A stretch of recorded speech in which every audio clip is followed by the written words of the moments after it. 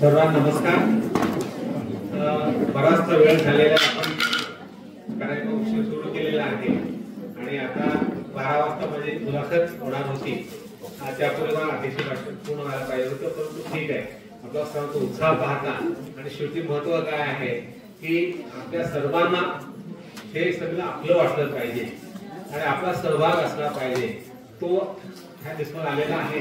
आणि शब्दवेल एक चळवळ असं मानतो आणि यामध्ये कौशल्य तरुण लोक जास्त आहेत आणि हे असे चित्र आहे की मराठी साहित्याची आणि भाषेची सेवा पुढे काय तुम्हाला लोकांनाच करायची आहे। आपली सुरुवात नेहमी कवितेपासून होत असते, परंतु त्यामध्ये आपण अधिक प्रगल्भ कशा आणते याचा विचार केला पाहिजे। मी बरंच मोठं भाषण करून आणलं होतं, वाटतं की आपल्याला अर्धा पाऊण घंटा बोलता येईल, पण ठीक आहे, मी भाषणाचं प्रवडला देतोय। तर मी 3 टप्प्यामध्ये बोलणार होतो। एक म्हणजे लेखकाचा अभ्यास काय असतो, लेखक जीवनाचा अभ्यास केला पाहिजे, त्याशिवाय आपण लेखन करू शकत नाही। हा अभ्यास कसा असतो, त्याचे अनेक थेरी अनेक सिद्धांत आहेत। एक सिद्धांत असा आहे की जीवनाला जसे आपण प्रत्येक वस्तूला 2 मिती असतात, 3 मिती असतात, लांबी रुंदी आणि खोली। त्याबरोबर त्या पद्धतीने आपल्या जीवनाला देखील 3 खोली असतात, लांबी रुंदी आणि खोली। लांबी काय आहे तर आपण स्वतः जगत असतो, तर आपला उत्कृष्ट करायचा असतो, आपल्या काही प्रेरणा असतात, काही अपेक्षा असतात, त्या पूर्ण करत असतो, आणि ते करत असताना आपलं जे अनुभव संचित होतं ते लेखकात टिकलंच पाहिजे। दुसरी जी मिती आहे ती आहे लांबी। लांबी रुंदी म्हणजे माणूस स्वतःसाठी जगत नसतो, तो समाजासाठी जगत असतो। माणूस हा एकाकी बेट नाही, तो लोकांमध्ये राहूनच सुखी होत असतो, म्हणून समाज वाचक देखील त्या ठिकाणी व्हायला पाहिजे। आणि हा एक पैलू असतो प्रत्येक माणसाच्या जीवनाचा, आणि तो लेखकांना ते पाहायला पाहिजे। जी खोली किंवा उंची असते ते म्हणजे आपण स्वतःचा जगून झालेले आहोत, आपण समाजामध्ये काही काम केलेले, काही स्थान मिळवलेलं आहे आणि आपण बऱ्यापैकी स्थिर झालो होतो, परंतु आपली आर्थिक प्रेरणा असते की मला ह्याच्या अधिक काही हवं आहे।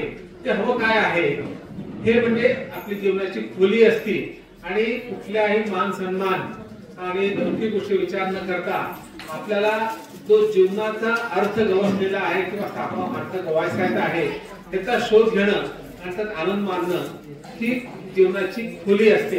अशा 3 पद्धतीने माणूस जीवन जगत असतो आणि लेखकाने ह्या 3 पद्धतीनं जीवनाचा अभ्यास केल्याशिवाय त्याला लेखन चांगलं करता येत, ते लेखन गरजेचं किंवा त्याला खोली असलेलं उंची असणं होत नाही।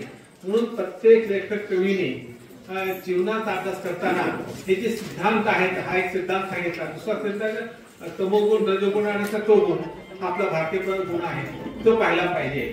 आणि एक मॅस्लो नावाचा एक मानसशास्त्र त्याने दिले की प्रत्येक माणसाच्या जीवनामध्ये 5 टप्पे असतात, 5 मनोदर पिरॅमिड असतं। पहिला टप्पा म्हणजे शारीरिक गरजा असतात, ते प्रत्येक माणसाला चुकल्या नाहीत, प्रत्येकाला अन्न वस्त्र भूक लैंगिक हा ह्या गोष्टी असतात, ते झाल्याशिवाय पुढल्या गोष्टी होत नाही। दुसरी आहे की आपल्याला सुरक्षा हवी असते, तिसरी गोष्ट आहे की आपल्याला आत्मसन्मान हवा असतो, आणि शेवटची जी टप्पा आहे तो म्हणजे सेल्फ एक्सप्लोरेशन, आत्मओळख। मी प्रत्येक माणूस हा जगामध्ये आलेला आहे, तो काहीतरी विशेष गोष्टीसाठी आलेला आहे, परंतु बहुसंख्य माणसांना जगत असताना आपलं जीवनाचा ध्येय काय आहे, पर्पज काय आहे, आपल्याला शेवटी जाण्यापूर्वी आपल्याला काय अचीव करायचं हे लक्षात येत नाही। ती ओळख होणं महत्वाची आहे आणि ही लेखक ओळख करून देत असतो। त्यासाठी लेखक आधी ओळख झाली पाहिजे, आपण सर्वांनी आपली आत्मओळख स्वओळख घेतली पाहिजे आणि त्याच्या आधारे आपण जीवन निरखलं पाहिजे आणि आपल्या साहित्यामध्ये उतरलं पाहिजे। हा झाला लेखकाचा अभ्यास किंवा जीवनाचा शोध झाला। दुसरा लेखकाचा शोध, लेखक जीवनाचा शोध घेतो म्हणजे काय करतो, लिखाण करतो, तो जीवनाचा एक आरसा असतो आणि आरसा दाखवतो आणि जीवनामध्ये काय घडतं आहे। परंतु आपलं जीवन म्हणजे फोटोग्राफ नाही, फक्त जे आहे त्या पलीकडे काही गोष्टी असतात, अंतरंग असतात, मानवी भावना असतात, आणि अक्षरशः माणसाची मनस्थिती जी आहे ती मल्टी डायमेन्शनल असते, ती ओळखली पाहिजे। म्हणून आपल्याला लेखकाचा शोध घेत असताना लेखक काय करतो की तो सुखाची कहाणी कमी लिहितो, तो दुःखाची कहाणी जास्त लिहितो। कारण सुखामध्ये आपण घेऊन किती लिहिणार, टॉलस्टॉय काय म्हणतो की प्रत्येक सुखी माणसाचं जे सुख आहे ते समान असतं, पण प्रत्येक दुःखी माणसाचं जे दुःख आहे ते भिन्न असतं। म्हणून सुखा एक किंवा दोन कथा आपण लिहू शकतो किंवा साहित्य निर्मिती होते, परंतु दुःखाच्या अगणित अक्षरशः लाखो छटा असतात, म्हणून दुःखा साहित्य होत असतं. आणि मानवी जीवनात दुःख आहे, ह्या दुःखाचा सुद्धा काय कुठल्याही माणसाला असं म्हणून सांग मी आयुष्य आनंदात होतो सुखात जातो. प्रत्येक माणसाला अपराऊस आहे, संघर्ष आहे, वेदना आहे, वंचना आहे, अपराऊस आहेत, अशा गोष्टी होत असतात. तर ह्या गोष्टी आपल्याला लक्षात घ्यायला पाहिजे. आणि शेवटी मानवी दुःखाचं जे मूळ आहे ते जसं तुमच्या स्वभावात आहे, स्वभाव दोषामध्ये आहे ते स्वभावाच्या चांगला अतिरेक होऊ शकतो किंवा वाईट गोष्टीचा अतिरेक होऊ शकतो, त्यातून माणसाचं जीवन दुःखी होत असतं. परंतु त्याचबरोबर आपल्या दुःखाचे कारण बाहेर गोष्टीत असतं. त्या बाहेर गोष्टी कुठल्या आहेत? त्या 3 गोष्टी आहेत. प्रत्येक माणसाचं जीवनाचं जे दुःख आहे ते एक धर्मसत्ता, दुसरी राज्यसत्ता आणि तिसरी अर्थसत्ता. या 3 अर्थसत्ताने आपल्या माणसाचं जीवन दुःखी होत असतं. त्याला अनेक बदल असतात. आता हे तर मी जास्त विवेचन करण्यात फक्त उदाहरण देणार थांबणार आहे की माणसाला दुःखाचं सुख कसं घ्यायला पाहिजे. की एक कादंबरी आहे जुनी बहुचर्चित पण लक्षात कोण घेतं, त्यामध्ये एका विधवेचं दुःख रेखाटलेलं आहे. तिचा नवरा मरतो आणि तिला जुन्या प्रथेप्रमाणे केस कापणं, केस ओपन करणं आणि मग पुरुषांची नजर पडू नये म्हणून तिला अंधारात खोलीत राहणं आणि लाल अलगडणे केस भादरणं. तर हे तिचं दुःख त्या कादंबरीत रेखाटलेलं आहे. हे दुःख नैसर्गिक आहे का? नैसर्गिक काय आहे की तिचा मृत्यू झाला, तो प्रत्येक माणूस केव्हा ना केव्हा जातच असतो, त्यामुळे हे दुःख नैसर्गिक आहे त्यामध्ये. परंतु त्या स्त्रीला तुम्ही मजबूर करता की तिने केस कापले पाहिजे. आता प्रथा बंद झाली पण एक खूप होती, शास्त्र पण होती आणि तिनं कुणा पुढच्या पुढे यायचं नाही. ते लाल ते कडक असं साडी किंवा लुगडं नेसायचं, डोक्यावर पदर घ्यायचा आणि अंधारात बसून राहायचं, संबंध घराची सेवा करायची. तर ही धर्म परंपरा म्हणजे धर्मसत्तेचं हे दुःख आहे. हे कुणी सांगितलेलं की विधवा स्त्रीनं अंधी राहू नये, तिनं समाजात वावरू नये, परंतु आपण ह्या प्रथा निर्माण केल्या आणि त्या दुःखाला आपण धर्मसत्ता कारणीभूत झालेली आहे. दुसरी गोष्ट आहे की अर्थसत्ता. ही जर विधवा शिकलेली असती, तिला नोकरी असती, तर तिचं दुःख कमी झालं असतं, ती भारत गेली असती, तिचं दुःखाला एक सर पडला असता. परंतु तुम्ही घरी राहायचं आणि प्रत्येक की तू विधवा तुझ्यामुळे तुझा दौरा गेला आणि त्याला दररोज ती वेदना, जी दौरा गेल्यानंतर काही काळ दुःख कमी होतं, पण ते दुःख अशा पद्धतीत कमी होऊ शकत नाही. म्हणून ही जी व्यवस्था आहे ती धर्माचा भाग आहे. अर्थसत्ता हे जर असती, तिनं नोकरी करू शकते, ती बाहेर पडली असती, तिचं दुःख कमी झालं असतं. पण तिचं दुःख आपण कमी करू शकत नाही, तर केलं नाही. हे समाज व्यवस्था आहे, ती व्यवस्था अर्थव्यवस्था. राजसत्ता काय? धर्माचा पण हस्तक्षेप करायचा नाही. त्या स्त्रीला किती दुःख हरकत नाही, परंतु आपण त्या गोष्टी करू शकत नाही. तर अशा पद्धतीने धर्मसत्ता, राजसत्ता आणि अर्थसत्ता प्रत्येक माणसाच्या दुःखात कारणीभूत आहे. राज्यसत्तेमध्ये जे अन्यायी कायदे असतात, कुठे माणसा केव्हा अटक करायची आणि 4 वर्ष बेल मिळत नाही, हा जो कायदा आहे, कायदे प्रोसेस आहे, राज्यसत्तेची मनमानी आहे, अरेरावी आहे. माणसं दुःख येते. 4 वर्ष तर तुमचा माणूस जर धोकात असेल, त्याने काही अपराध केला नाही, सिद्ध होते, तो 4 वर्षांनी वापस येतो, पण त्या माणसाचे 4 वर्ष राज्यसत्ता हिरावून घेते. हे राजसत्तेचं दुःख आहे. त्यामुळे आपल्या मानवी दुःखाचा अनेक पदर आहेत. एक वैयक्तिक पदर आहे, स्वभावाचा पदर आहे, पण तो आपल्या माणसाचा दुःखाचा 80% भाग हा बाह्य गोष्ट मिळतो. तो धर्मसत्ता आहे, राज्यसत्ता आहे, अर्थसत्ता आहे. म्हणून माणसानं दुःखाचा शोध घेताना ह्या सर्व गोष्टींचा अभ्यास केला पाहिजे. तुम्हाला सांगायचं होतं, मी ते बरंच डिटेल केलं होतं, ते बोलत नाही, वेळ कमी असल्यामुळे. आणि लेखन आपण करत असतो. तुम्ही कविता लिहिता, तर बहुसंख्य कवी आहे, काही गोष्ट आहे, कविता आहे, मनाचा विचार असतो, आविष्कार असतो. परंतु आपल्याला कवितेमध्ये बरोबर आपल्याला जे जीवनाचं विशाल दुःख सांगायचं आहे, ते कथा कादंबरीत आपण सांगू शकतो, तर जीवनाचा विशाल आपण लिहू शकतो. तर हे सर्व जे लेखन आपण करत असतो, तर हे काही केवळ सोपी गोष्ट नाही. जसा गायकाला रियाज लागतो दररोजचा, तसा लेखकाला रियाज लागतो. आणि तो कसा असतो मी सांगतो तुम्हाला. ते 5-6 गोष्टी आपल्याला केल्या पाहिजेत. फक्त निर्देश करतो आणि थांबणार आहे. एक म्हणजे प्रत्येकानं समाज आणि माणसा वाचन केलं पाहिजे. आता मग असे बोलत होते आपले अतिशय होते की लग्नानंतर स्त्रिया काय करू, ठीक आहे, परंतु हे निरीक्षण आहे, पण हे फार मर्यादित आहे. आपण माणसा वाचा शिकलं पाहिजे. माणसाची रूपी एखादं वाक्य, एखादा शब्द तो तुमच्या लेखकाला प्रेरित करतो. ते आपल्याला शिकलं पाहिजे. त्या माणसात देहबोल कशी, की तो कसा बोलतो, तो कसा हसतो, तो कसा म्हणजे त्याचा पोशाख कसा कधी आहे हे पहा, हे लिहून ठेवत जा. किंवा एखादं वाक्य देखील माणसा पुढचं. एका ठिकाणी मला सांगितलं की धनगर आणि मराठ्यांचा वाद चालला होता कलेक्टर असताना. त्या लोकांनी सांगितलं की बा आम्ही धनगर लोकांनी मराठ्याला छेडलं, त्रास दिला, हे मान्य आहे, तर आम्ही आहोत, तुम्ही आमच्या देश करायला काही हरकत नाहीये, परंतु आमचा जो देव आहे बिरोबा, त्या देवाला तुम्ही बहिष्कार टाकता, देवाला काय पाप केलं. हे एका वाक्यातून कथा सुचली. एक द्युतीचंद नावाची धावपटी होती आणि तिचे हार्मोन्स लेवलचे असताना ती बाईने, ती पुरुष आहे म्हणून तिला बाप केलं गेलं. तेव्हा ती लढली आणि जिंकली त्या कोर्टामध्ये केस. आणि तेव्हा ती म्हणे I am what I am, म्हणजे मी जी आहे तशीच आहे राहणार आणि तशीच खेळणार.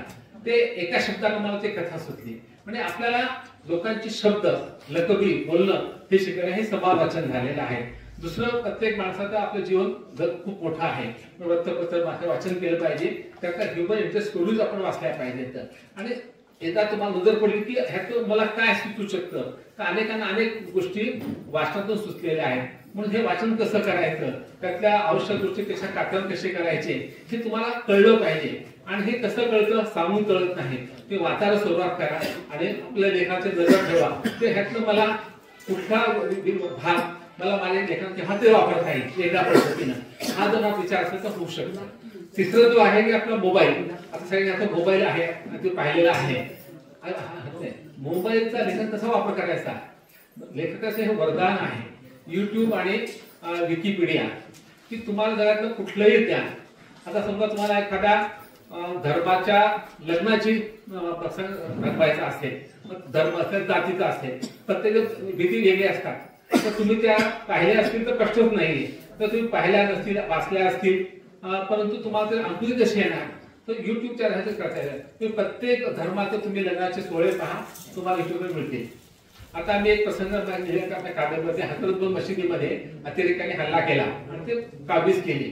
तर तेव्हा श्रद्धा लोकांची जी तळमळ झाली होती, तर तेव्हा ते अनेक व्हिडिओज मी पाहिले आणि मी ते मशीद पाहिलीच होती काश्मीरची. तर ते लक्षात आलं आपल्याला. म्हणजे हा जो नवा माध्यम आहे युट्यूबचं, विकिपीडियाचे लेख, त्याचे संदर्भ, त्यामध्ये लेख असतात, दुसरे उतारे असतात, हे तो वाचता पाहिजे, हे तो उपयोग करते. हे कसं वापरायचं हे खरं मास्टर घेतला पाहिजे. इतकं मोठी गोष्ट आहे, परंतु ती आपण केलीच पाहिजे. एका लेखिकेनं वारी न करतावर कादंबरी लिहिली आहे. ती म्हणली की मी वारीबद्दल वाचलं, युट्यूबवर पाहिलं आणि ती कादंबरी खरंच छान झालेली आहे. म्हणजे तुम्हाला घर बसल्या जगाचा अनुभव घेण्याचं हे माध्यम आहे. हे आपण कसं वापरतो, आपण फक्त मीम्स रील्स बघता का काही चांगल्या गोष्टी पाहता, हे अवलंबून आहे. तिथं चांगलं आहे, खूप गाळ देखील आहे, तो गाळ सोडून आपण जाणार पुढे हे पाहिलं पाहिजे, तो केलं पाहिजे. आणि शेवटचं म्हणजे लेखनाचे खूप फोटोज आहेत. स्क्रिप्ट मॅगझिन आहे किंवा काय म्हणतो लेखनाबद्दलचे रिडर्स किंवा रायटिंग डायजेस्ट आहे. त्यामध्ये खूप उपयुक्त असतात की तुम्ही पात्र कसे घटायचे, व्यक्ती कशी डेव्हलप करायची, त्याचे प्रसंग कसे फुलवायचे, त्याचा हुक कसं करायचा, हे सर्व लोकांनी लिहून काही मोठ्या लेखकाने त्यांनी स्वतः मोठे पुस्तक दिले. हे जर आपण वाचले तर तुम्हाला होऊ शकते ह्या गोष्टींना. अशा पद्धतीने आपल्याला लेखनाचा रियाज केला पाहिजे. कारण लेखन म्हणजे आलं मला ते लिहून काढलं असं होत नाही. तसं तर आपली कल्पना असेल किंवा आपल्याला सुचल्याच्या ओळी आपण लिहून टाकले, पण त्या ओळीमध्ये काही वेगळंपणा नसेल तर शेवटी वेगळेपणा महत्वाचा असते. आणि ते प्रत्येक माणसाचा हा लेखक स्वयंभू असला पाहिजे. मी शेवटचं एक भरत वाक्य तुम्हाला 4 वाचून दाखवतो आणि थांबणार आहे, कारण पुढे आपल्याला बरंच काम करायचं आहे. प्रत्येक लेखक माझ्या मते एकमेव द्वितीय आणि स्वयंभू प्रतिभेचा असतो. त्याचा एक स्वतंत्र स्वयंभू पिंड असतो, एक नजर असते, त्याचे लेखन त्यातून फुलत जात असते व ते वैशिष्ट्यपूर्ण बनते. याबाबत उर्दू शायर साहित्याचा एक शेर आहे, तो लेखकाचा मूलमंत्र असला पाहिजे. तो शेर काय आहे, ले दे के अपने पास, ले दे के अपने पास फकत एक नजर तो है, ले दे के अपने पास फकत एक नजर तो है, क्यों देखे जिंदगी को, क्यों देखे जिंदगी को किसी और की नजर से हम. म्हणजे माझ्याकडे देऊन फक्त माझा दृष्टिकोन, माझा नजरिया आहे, तर मी जीवनाकडे इतरांच्या नजरेने का पाहू? म्हणून आपण आपल्या नजरेने जग पाहायला शिका आणि लिहायला शिका. इतरांचं अनुकरण केलं तर तुझं एक दुय्यम होईल, ते मोठं होणार नाही. म्हणून प्रत्येक लेखकाने आपल्या जीवनाकडे पाहण्याचा अनुभव दृष्टिकोन ओळखला पाहिजे व त्या नजरियामधूनच लेखन केलं तर आपलं स्वतःच कुणाची छाप न पडलेलं, कुणाचं आंधळ अनुकरण न केलेलं लिखाण ठरतं. साहित्यातील पुढ्या बंधन लेखकाचा पंथाचा स्कूलचं पाईक होणं अमुक पंथाचा आहे, अमुक लेखकाचा स्कूलचा आहे असं म्हणणं, ह्याचा अर्थ तुम्ही स्वप्रतिभेशी आणि आपल्या स्वतःच्या दृष्टीशी केलेली विसर्जक जोड आहे. आणि अशा पद्धतीने लेखन करा तर तो लेखक मोठा होऊ शकत नाही आणि तो परजीवी राहतो, काळासाहेब राहतो. म्हणून मी माझ्या पद्धतीने लिहिलं पाहिजे, जे मला सुचतं तर अभ्यास करून परिश्रम करून लिहिलं पाहिजे आणि आपलं वेगळेपण काय आहे हे स्टेशन पुढे आलं पाहिजे, तरच तुम्हाला पुढे जाता येईल. अन्यथा तुम्ही हौशी लेखक म्हणून शेवटून राहू शकाल. तर आपला हौशी लेखक सुरुवात पहिली टप्पा आहे ते, परंतु तिथून न थांबताना पुढे जायचं आहे. पण शेवटी एकच सल्ला देत सर्व लेखक कवींना की लेखन संदर्भात स्वयंप्रकाशी व्हा आणि आपली वाट आपली स्वतः पुढचा. धन्यवाद.